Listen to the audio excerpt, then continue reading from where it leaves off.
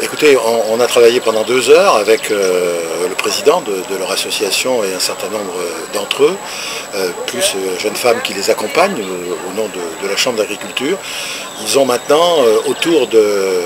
la plateforme régionale d'innovation, qui était quelque chose d'un peu abstrait, une réalité très très concrète, avec un certain nombre... Qui sera réalité à partir de... Qui est réalité déjà aujourd'hui à travers le travail qu'ils ont enclenché, les propositions,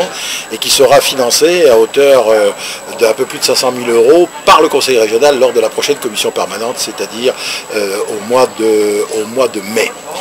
Alors les riziéristes ont beaucoup travaillé sur cette idée même de travail en commun autour des préoccupations qui sont les leurs. D'abord tout ce qui concerne la culture même des rosiers, diminution des pesticides, gestion de l'eau, qui est un élément très préoccupant compte tenu notamment de la sécheresse que l'on connaît actuellement. C'est aussi des réflexions sur les greffes, mais c'est aussi des réflexions sur les conditions dans lesquelles l'image du territoire d'Ouët-la-Fontaine peut porter, plus qu'il ne le fait aujourd'hui,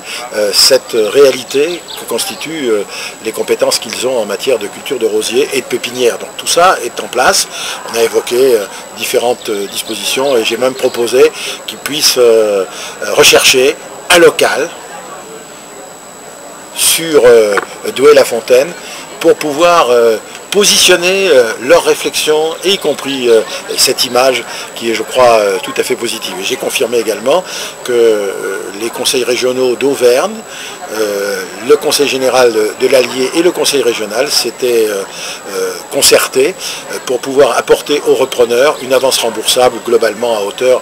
de 500 000 € qui doit permettre aux repreneurs de pouvoir continuer les activités, et notamment ce qui est inscrit dans le jugement du tribunal de commerce, respecter les contrats avec les rosiéristes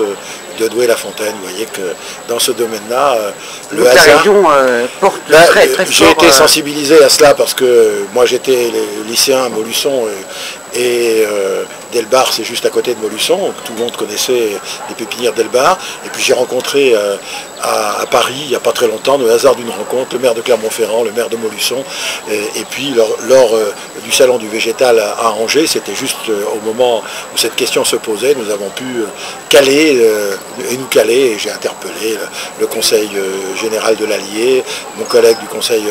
régional, en leur disant c'est votre territoire, mais nous on est prêts, compte tenu de l'intérêt pour la région à travers les rosiéristes, de pouvoir maintenir cette activité de commercialisation, on est prêt à apporter notre concours, ce qui est fait.